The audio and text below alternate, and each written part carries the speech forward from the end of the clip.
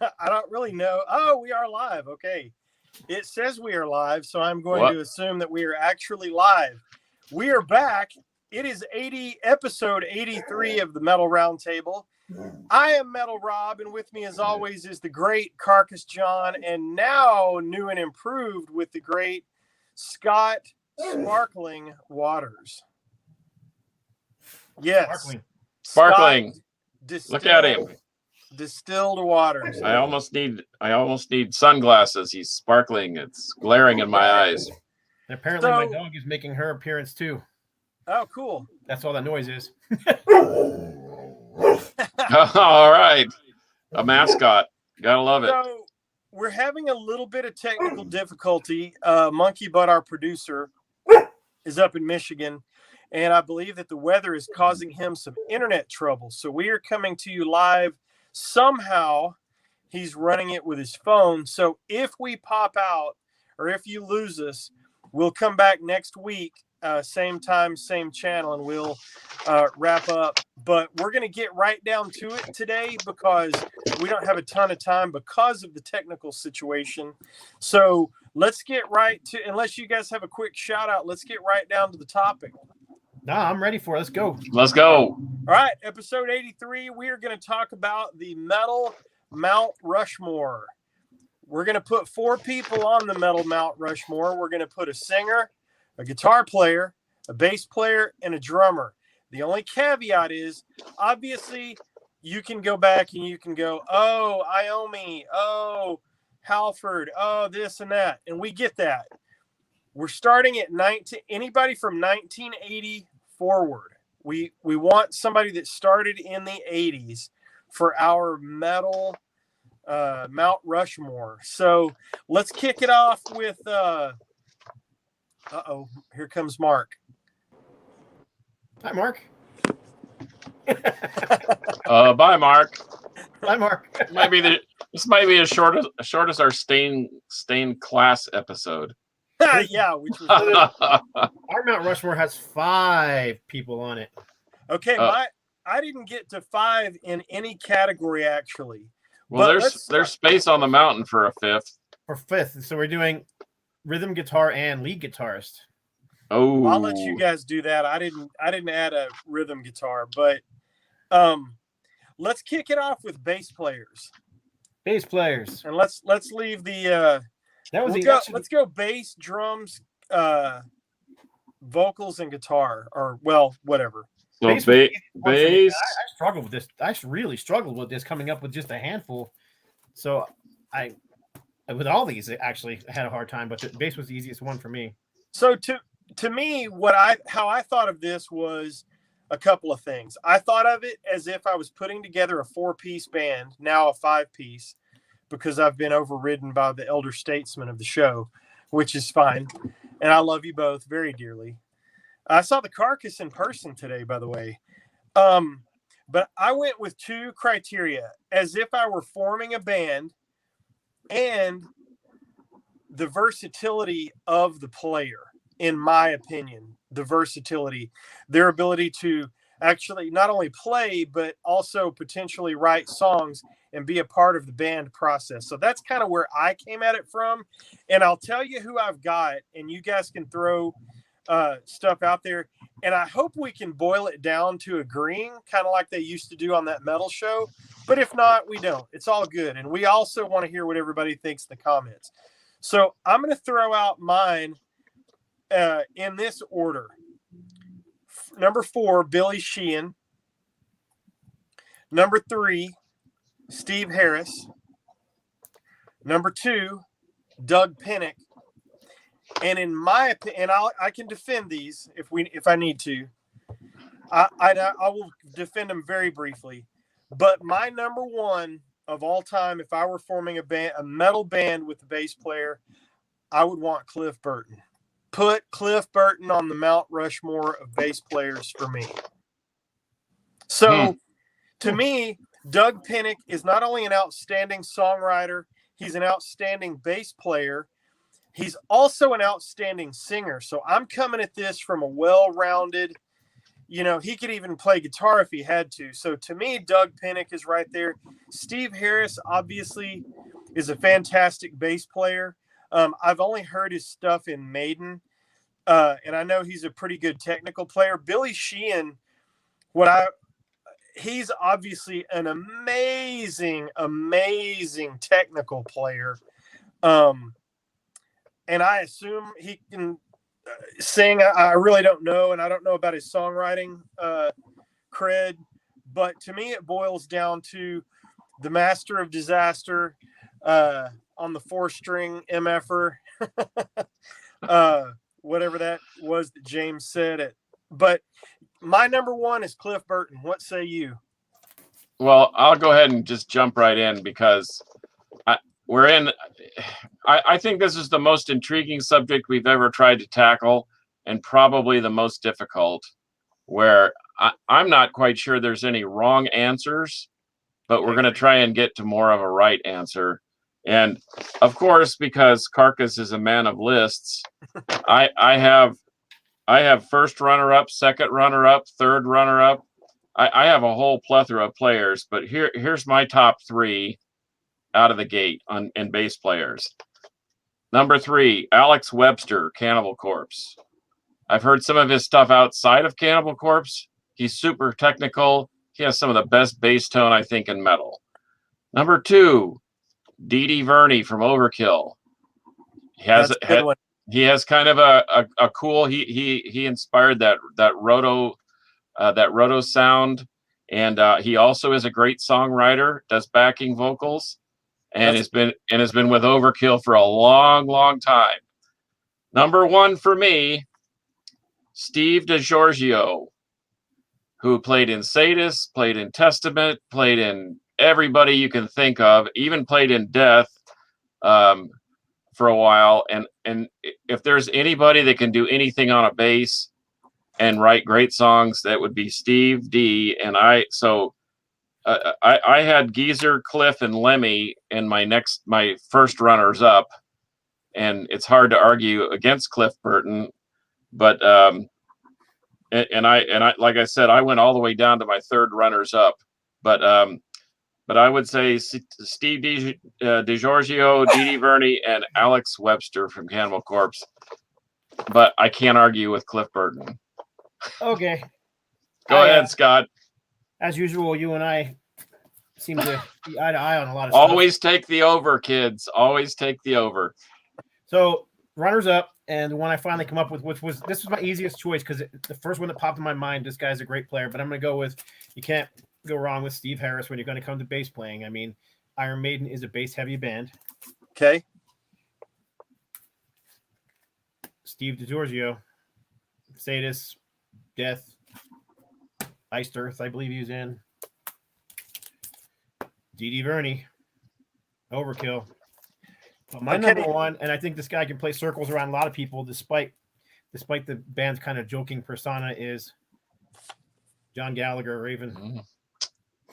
The guy can write songs, the guy can sing as well, the guy can scream, the guy's an insane maniac on stage. And if you're friends with him on Facebook, he does these bass just noodling sessions that he lets everybody in on, and the guy is fantastic. But on top of it, being a great Raven fan, I think he's a great bass player. So who did y'all agree on? You agreed on Dee Dee Verney, and I got outvoted because you guys agreed. So in my opinion, we need to go between Dee Dee Verney and Steve DiGiorgio.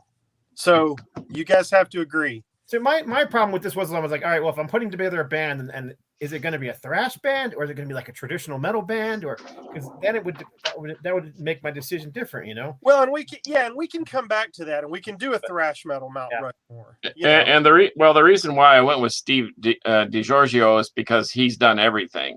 He's done prog metal, he's done death metal, he's done thrash, he's even done power metal.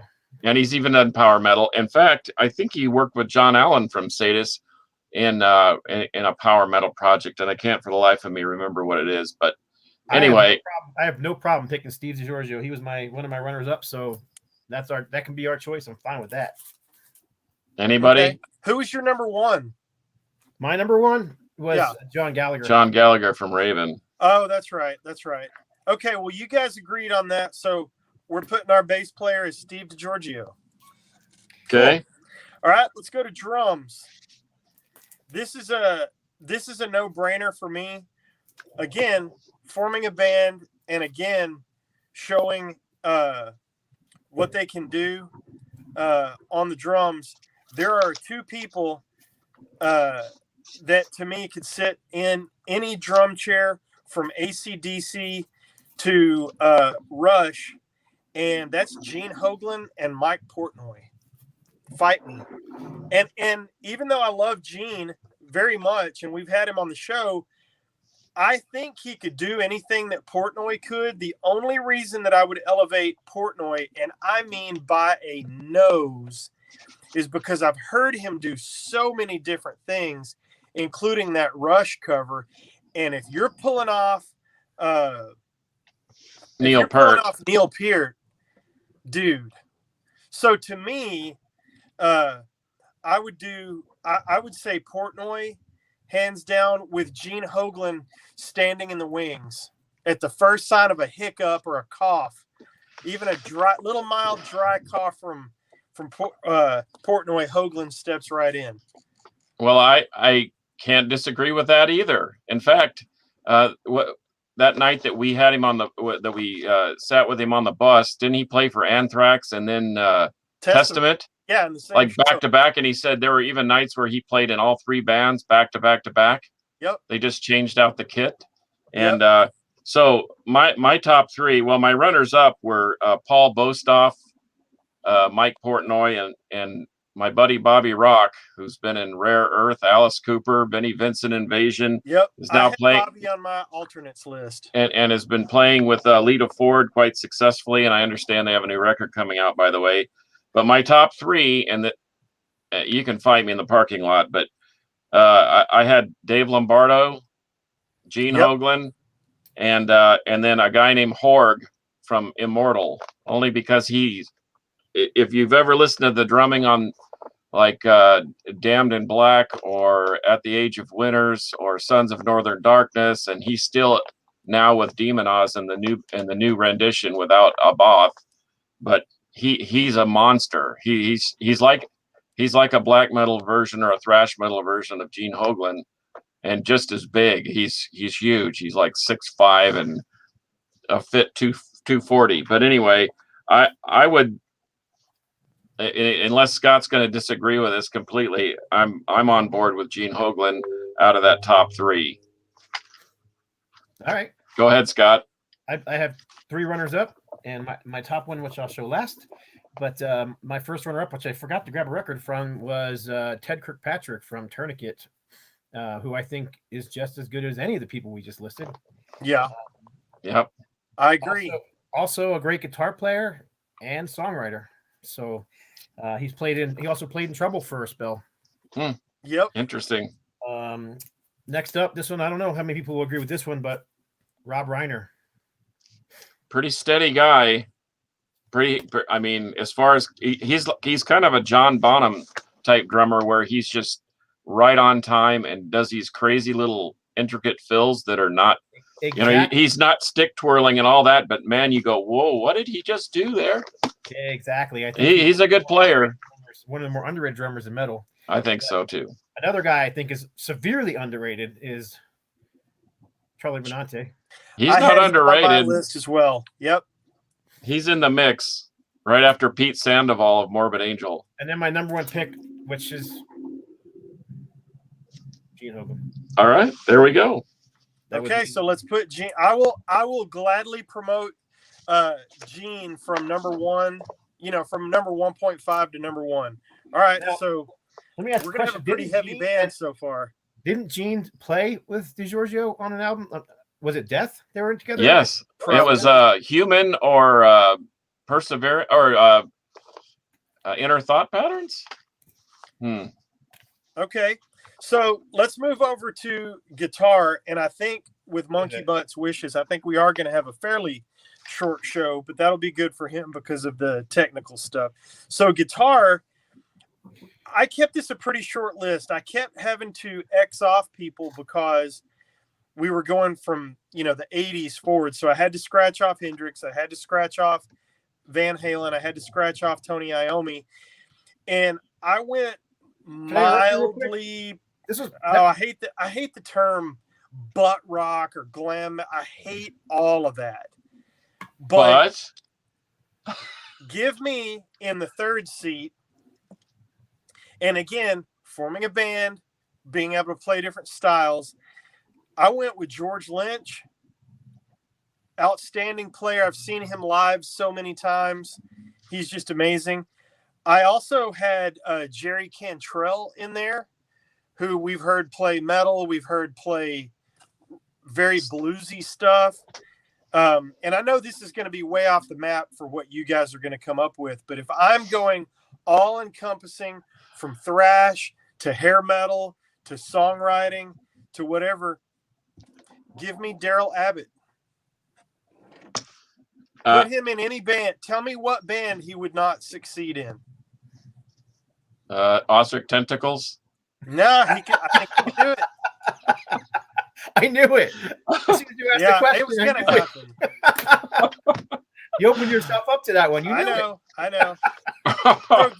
So I know that I'm on the 80s rock theme over here. I get that. I know that I like a lot of that stuff more than you guys do, or y'all like a lot more heavy stuff than I do. But on the Mount Rushmore of guitar players, give me Daryl, because I think he can play anything. Okay. I can't believe that I'm saying this for the third time. I can't disagree with you. But here I had my runners-up were Mustaine, Bill Steer, Scott Ian, and Dimebag. Dimebag was at the top of my runners-up. I had Mustaine on my runners-up too. So here's my top three. Jeff Hanneman, number 3. Gary Holt from Exodus, number 2. That dude can play anything. And you talk about a riffing master. And then number 1, I know this may be a little controversial, but I put Chuck Schuldiner. Because I think he's, but now that I'm talking about it, now that I say it out loud, I would probably pick Gary Holt over Chuck and maybe Dimebag over Gary. But Scott, now it's your turn. Okay, so I got that text from you saying lead guitarist and rhythm guitarist, so I pulled them apart. Well, I'm gonna put Scott Ian as my rhythm player. How about that? Yeah, I think that's a no-brainer. Okay, so I'm gonna say I'm. First of all, I was like, man, if it's got to be a metal band, you can't. You got to have dual guitars. So, is there anybody better than this dual guitar players from '80s? I mean, yeah, I know. Dave Murray and what's Adrian Smith? Yep, I thought about that too. Okay, I'm putting that aside though. That's not one of my answers because we're not talking dual guitar players. So, for rhythm players, I've got. Hang on, I'm almost there. Got them in a different order here. Chuck. Okay. I don't know how many agree with this one or not, but I think this guy's a riff master, Dave Pritchard. Yeah. That's a good one. Yeah. That's my favorite Armored Saint album too, by the way. I pulled this one too, just because there's pictures on the back of it. Right. And rhythm guitar, Dave Mustaine. He can also pull off a lead or two now. Yeah, you can. Yeah. I admit the guy can write some amazing riffs.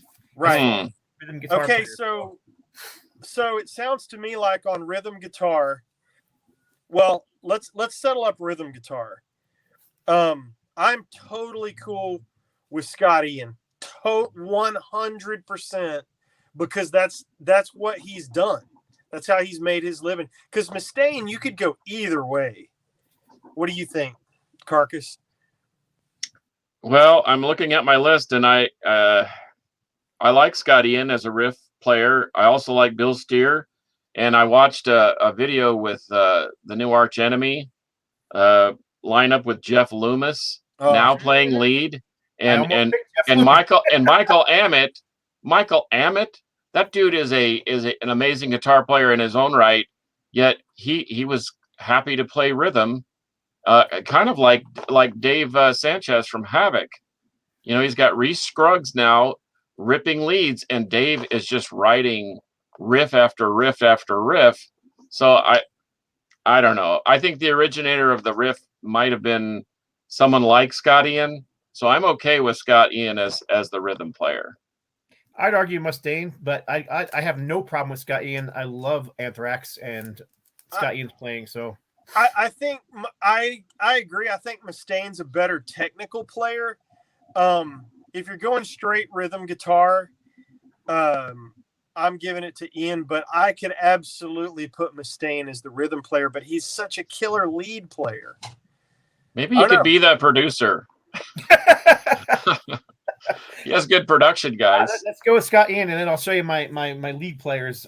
All right. Yeah, show us the leads. So I could have picked between a bunch of them. Jeff Loomis was actually one that I had almost picked, so we'll put that in the runners up. This is one that I don't think a lot of people probably think about, but Ronnie Lee Tekro? Not familiar. TNT? I know TNT, but I don't know anybody that's in I wouldn't have I didn't think about him, but the singer, I think, but Ronnie Lee Tekro was one of the virtuosos of guitar playing. I'd rank him right up there with any of the shredders that, you know, write a simple riff and then play shredded guitar over top of it. Wasn't he part of that shrapnel movement early on in the mid 80s?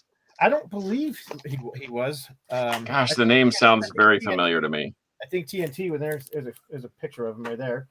Anyhow, not even my first pick anyhow. So, but I don't know what you guys feel about this guy, but I'm a huge fan. And oh yeah, oh my gosh, how did I not think of that? Yngwie? Oh, I had him, but I just don't like him enough to put him on my list. Oh, I think he is. I've seen him live. Yngwie could play circles around most guitar players when it comes to leads. He's faster. He's technical. I mean, he's got all that classical influence. He can play the blues. Personality. You have to put the personality aside. I also don't think he's a great songwriter. And I know people are going to probably think that's wrong, but I think he tends to put songwriting second to his technical abilities. Yeah, so he's like that. He's like a Tom Brady. You have to respect him because he's just that great. But I mean, this album alone. Yeah. Oh, dude. Yeah, give me Marching Out. I'll take Marching Out, but any of those albums. So that's Yngwie's. Surprising to myself as much as anybody else, as I chose Yngwie. That's your number one. Almost picked Impalotary as well, but I went with Yngwie instead. So Yngwie's your number one. Oh man, I forgot about Chris and Impalotary. Holy cow! Oh my gosh, that dude's a monster. So who's your number one, Rob? So who's your lead guy? I'm going with Daryl. I'm sticking with it. Dimebag and Scott Ian so far. Dimebag and Yngwie. Wow, that would be a weird. That would be almost worth the price of admission right there. I don't think Daryl would put up with him.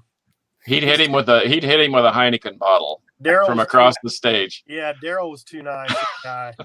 Let's just throw Ted Nugent in there for fun too. He just to mix it up. That would be a trio. I'm gonna mix it up on the singer. So okay, so are we? No, wait a minute. So time out. So Scott Ian on rhythm, Dimebag on lead, or Gary Holt or Jeff Hanneman or Chuck Schuldner or Dave Mustaine or Bill Steer or Jeff Loomis, or what are we doing? So nobody agreed with me on Daryl, so that's fine. So it's between you guys. Did we agree on any? I don't think so, because I picked the Tekro and Yngwie Malmsteen. So yeah, and I had Jeff Loomis on my list somewhere down the list.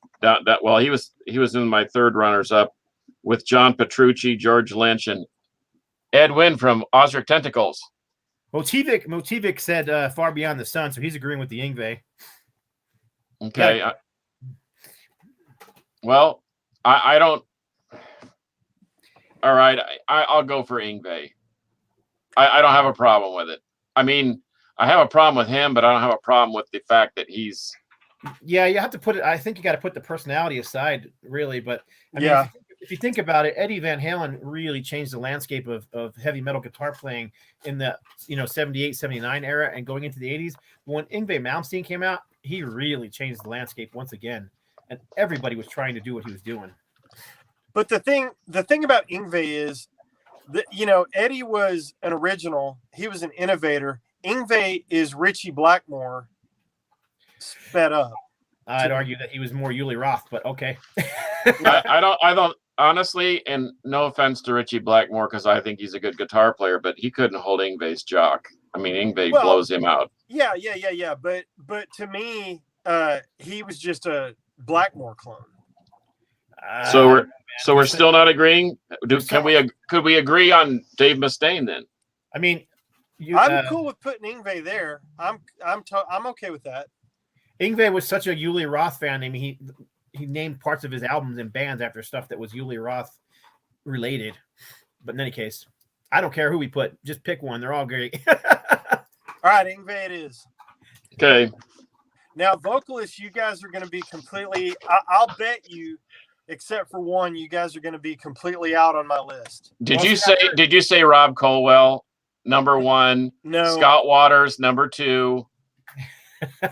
No, I did not. Scott's much better. Here was my problem with this part was it really depends on the style of music we're talking about when it comes to and that's where mine is going to get screwed up. That's where mine's really going to get screwed up. Because my band would have been Daryl Portnoy, Cliff Burton, and here's my singer coming up. So my third place, and you guys are going to shoot me in the face. My third place is Bruce Dickinson. My third place. He was my 5th place, so don't feel bad. My second place is Todd LaTorre. Who's going to step into Jeff Tate's shoes? Todd LaTorre. That's who. See, I almost put Jeff Tate down, but then I thought Todd LaTorre's better. So I like Todd LaTorre's range. I like his ballady tone. I like his dark, deep tone, but he can still get all the way to the top. And the fact that he sang in Crimson Glory and Queensryche and his latest solo album, if that does not prove that he is an amazing metal singer, I don't know what does, but that's still not my number 1. And this is not even I guess it's a metal band, but it's going to be on the not lighter side of metal, but certainly the poppier more hook side of metal. Give me Miles Kennedy all day long. I didn't think of him, and man, he's fantastic. He's outstanding. Huh.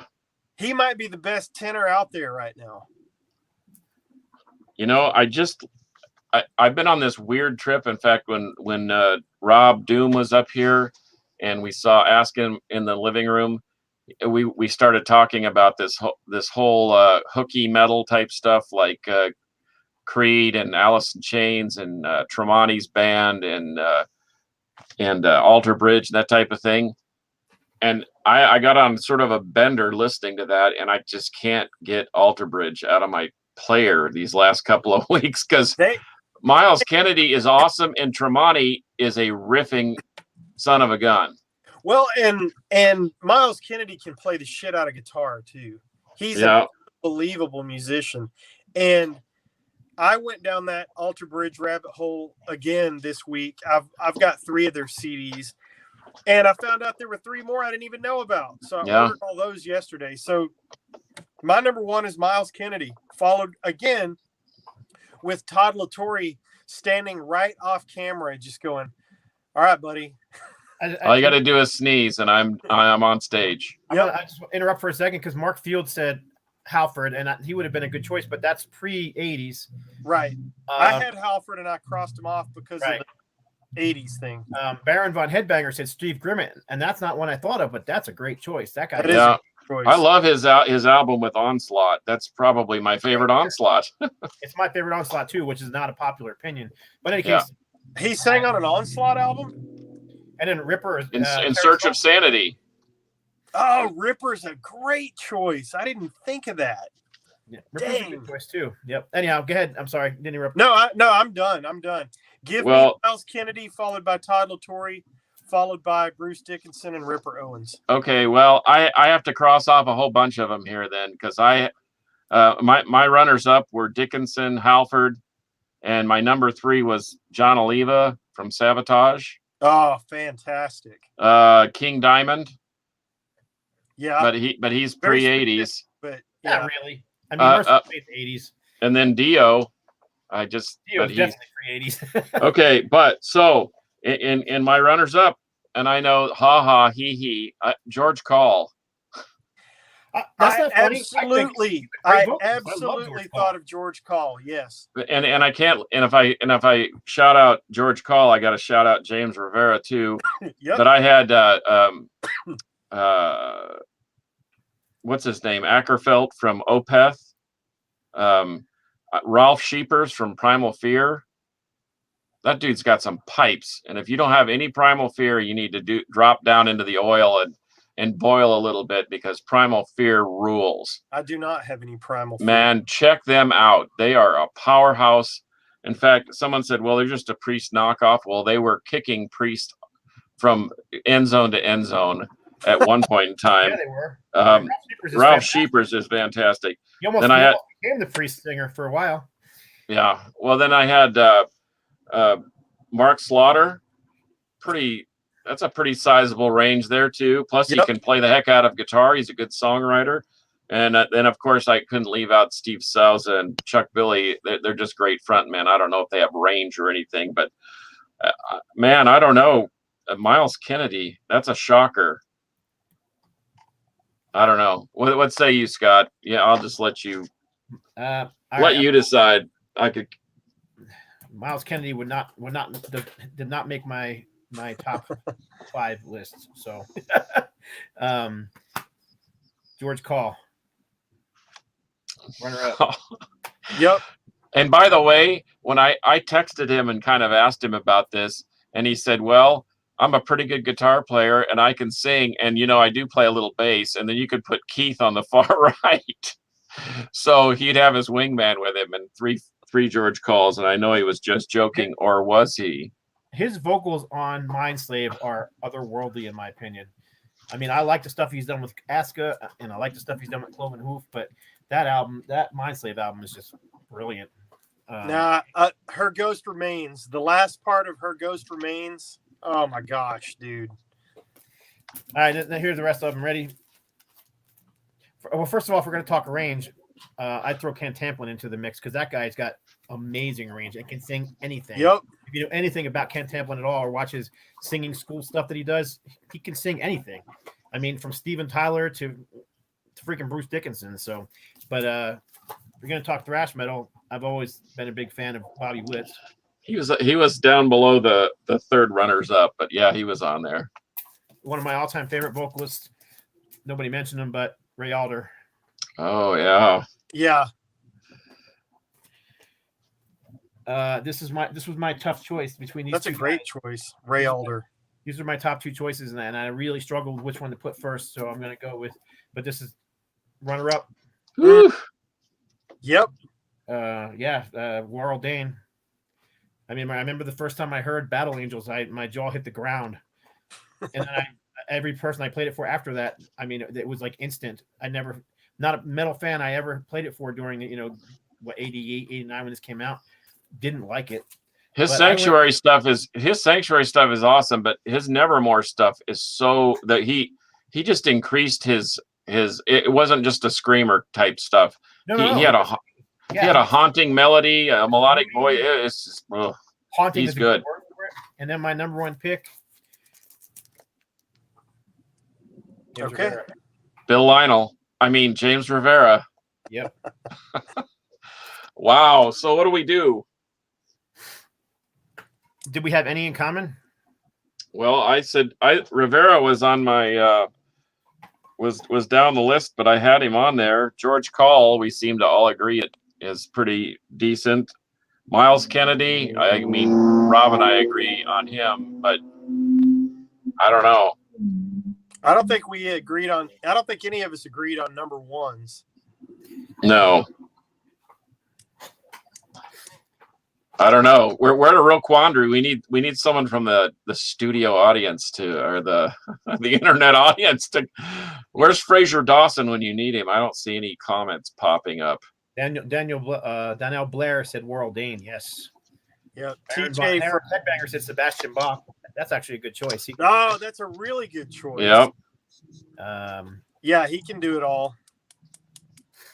Yeah. How did I not think of that? Because there's so many good vocalists out there. And like I said, it really depends on what you're looking for style wise. I mean, right. We're looking for a broad spectrum here, though.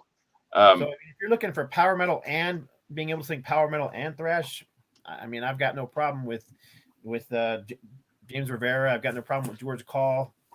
Worrell Dane. I've got no problem with Sebastian Bach. He can belt out some heaviness.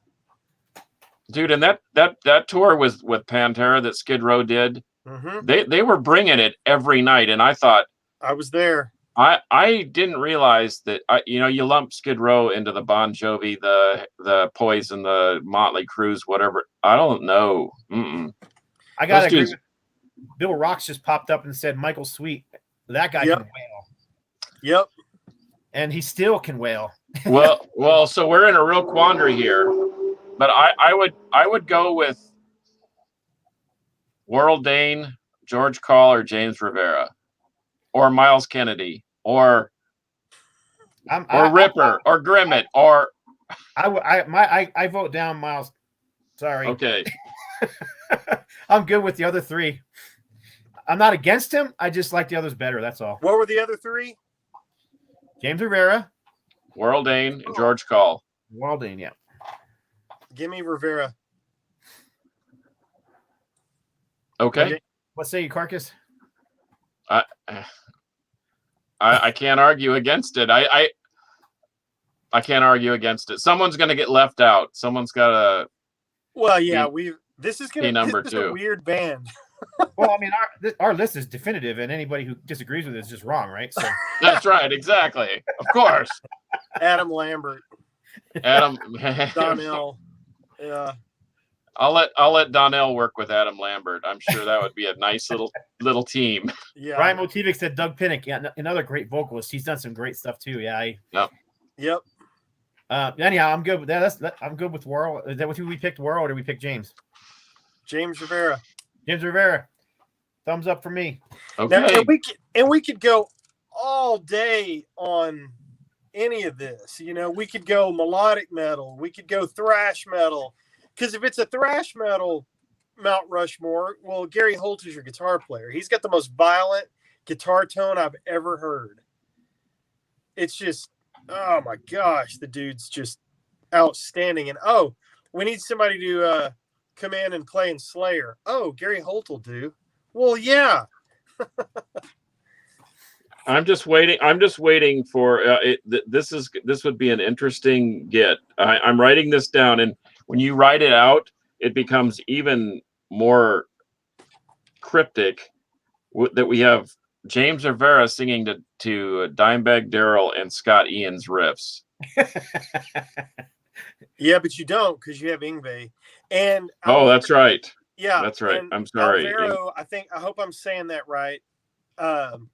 Says Jeff Scott Soto, and that is an outstanding mention. Yeah. You know what? Have you guys ever heard Yngwie Malmsteen and Dio doing Aerosmith's Dream On together? No. That's on that. What album is that? That's It's outstanding. The both of them. Dio is outstanding, and Yngwie is outstanding. And I always tend to think of Yngwie as just kind of a noodle player and doesn't, just always. But it just fit, and he did it well. So he could work well in this band. We lost Carcass. Where is he? Oh, he's gonna probably get out his Osric tentacle panties or something. He's gonna come back in an Osric onesie.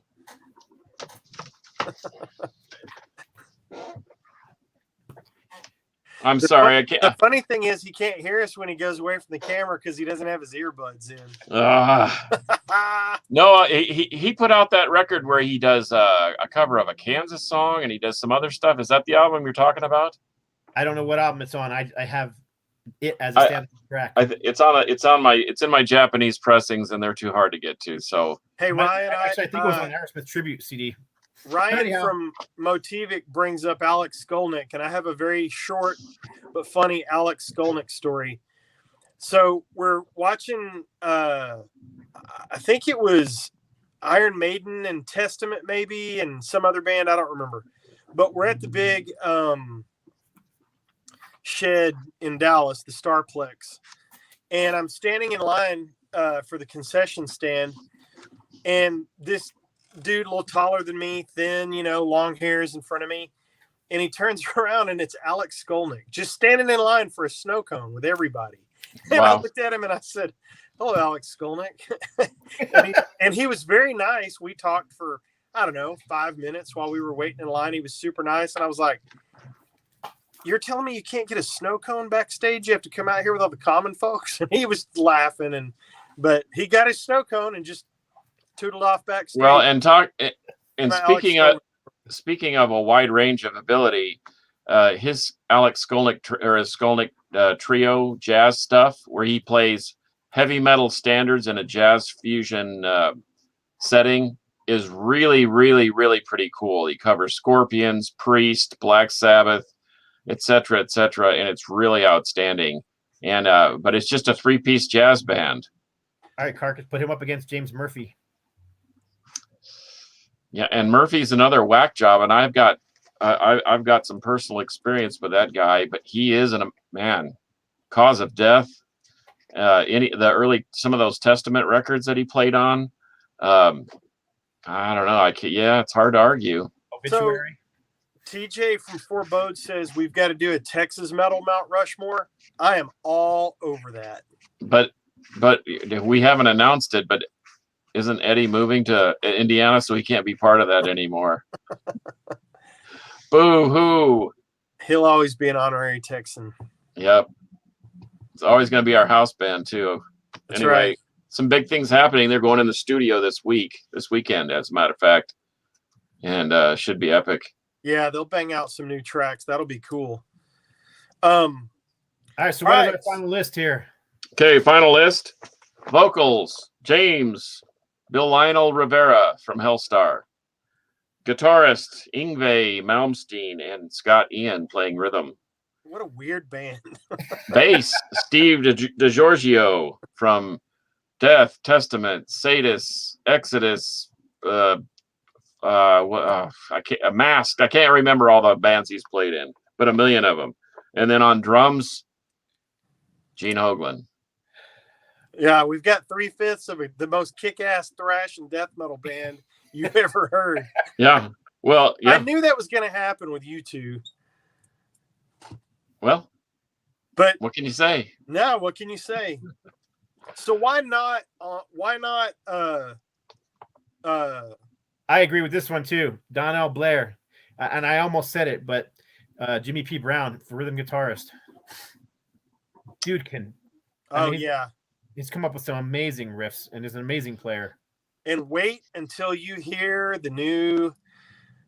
Well, I don't even know if I can talk about that. Well, it's been announced, but. Oh, okay. The redo has been announced. Yeah, I mean, Jimmy said it. He's got people out there paying, helping pay for it. So yeah, people know it's coming. Well, I don't think they know the details of how it's coming out, and I won't say anything, but when you wrap your ears around the Deliverance redo of Camelot and Smithereens, it is a treat. It is an absolute treat. And I am so lucky to have gotten the call to master that, and humbled to have been able to work on that with Jimmy. And because they use Bill Matoyer on a lot of stuff, and man, to get the call to work with a band that's worked with Bill Matoyer is that's humbling, man. That's really, really humbling. But that thing from start to finish, Scott, I think you've heard it, have you not? Nope. Oh man. I know it's there for me to hear, but no, I'm waiting. Oh, okay. I'd rather put the CD on or the turn, and spin it then.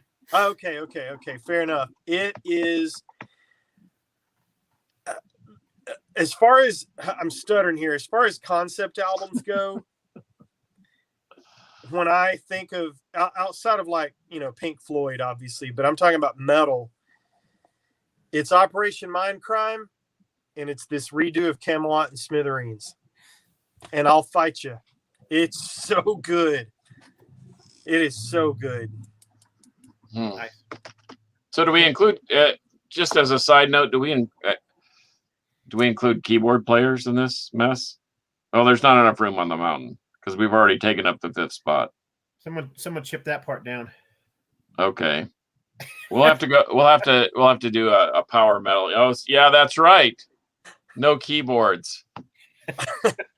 Hey, even Osric Tentacles has keyboards. Carol Carpenter on the drums. Just in the 80s. Hey, she's pretty good, man. It was a big deal in the 80s. Remember, you can't have a keyboard player. Oh man. Yeah. I like keyboard players. I mean, Deep Purple and Uriah Heep wouldn't exist without their keyboard players. Nope. So, but in any case, Master Pass the Ammunition. Do I have that? Yeah. Remember, you sat in my office and listened to it. He said, "When am I going to master it? Am I supposed to be mastering that? I feel like a dummy right now." You can master the new tracks. He's doing new tracks. Donnell, okay. I can't see your comments. I don't see any comments. He just says, "When are you going to master Pass the Ammunition?" And I didn't. If I'm supposed to be doing that, I will absolutely do that. Tony McAlpine on keys. Okay, one of the most amazing things that I've ever seen, was Tony McAlpine play guitar about 6 feet from me for a full concert here in McKinney. And the thing that really blew me away was, he plays guitar and he's amazing and awesome and total badass. And I knew all that. And, oh, by the way, I'm over here on piano now and I'm an amazing badass on the piano. Oh, but wait, I'm going to play guitar with my left hand and piano with my right hand at the same time and be like a quadruple badass. And I just sat there with my head in my hands, just like this. I'm not good at anything. Man, that guy was shredding like Yngwie Malmsteen before Yngwie was even near the scene. And he was so freaking nice, man. So nice. Good player. Tony McAlpine, you're talking about? Yeah. Yep. Oddly enough, he was one of the ones that I almost picked. I almost grabbed the Mars Project. Yeah. I'll tell you an honorable mention while we're talking about badass guitar players, and I'll bet Ryan's going to agree on this. Have you seen the footage of Steve Vai going out into the audience at one of his shows and handing his guitar to Andy Timmons? Oh, no. You need to Google that shit, because I'm telling you, Steve Vai walks out during a live performance, and there's just tons and tons of people, sees Andy out there, I guess, gets off the stage, goes down, is playing, hands the guitar over to Andy, and without missing a lick, Andy rips off like a minute or two of the most kick-ass guitar you have ever heard. And why I didn't even mention him on my list, I don't know, but I've been humbled by him a couple of times. I've met him at guitar shows and different stuff, and several times down here in McKinney at this place called the Guitar Sanctuary, which is amazing, an amazing venue. But I'm walking back into the venue from the restroom when he's playing a headlining show down there. He's coming down the stairs with his guitar. He's walking down the stairs to go across the floor and get on the stage. They've announced Andy Timmons. He stops. He sees me. He stops. He puts his guitar behind his back, and he gives me a double-handed hug and tells me thanks for coming. I can't believe that. Well, he's... And a hell of a nice guy. Yeah. Just a hell of a nice guy. So you're saying that Yngwie wouldn't do that? I guarantee you he wouldn't do that. I don't think Ryan would even. He would say, "Do you know how to wax a Ferrari? Here's the rag." That's what he would say to you. Ryan wouldn't even acknowledge my presence. I have an Yngwie story, and here let me get to the Yngwie story. Hang on. Let's talk bad about Osric Tentacles because he's not on his earbuds. He can't hear us. He's already back.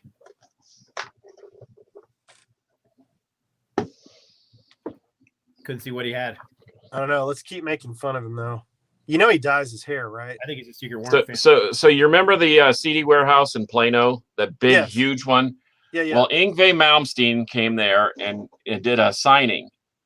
And so I brought this, and Rudy Sarzo was playing bass for him. So we were all lined up, about 1 million of us in there. And I had drawn this in college. And I thought, man, how cool would it be to have Rudy Sarzo sign this? So I brought it with me.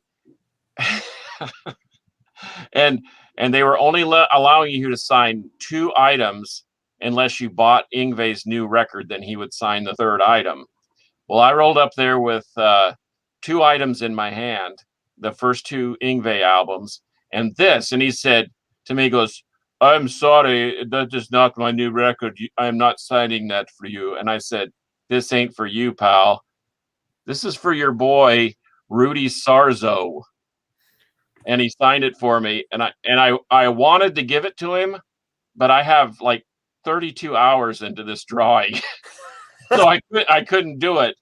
But I did give him a copy of this picture I took at the US Festival when he was with Quiet Riot, that he also signed. That's cool. So anyway, that's my Yngwie story. I'm sorry, I'm not going to sign that. And I said, "Ain't for you, pal." Good. I'm not looking to get you to sign it. Yeah. Cool, boys. Well, let's wrap it up so that we can stop stressing Monkey Butt out. That was fun. That was a good one. That's a good one. Let's definitely get the Texas Metal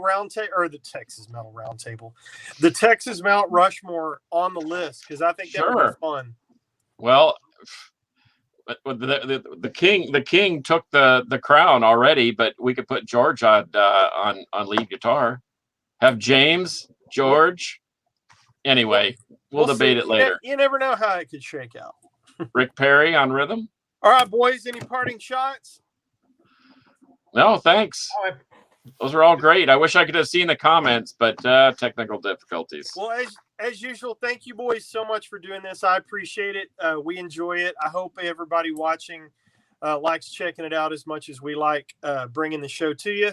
We have breached the 200 threshold on subscribers, so we're only about 5,800 behind Scott and about 5.87 something million behind Aussie Man Reviews.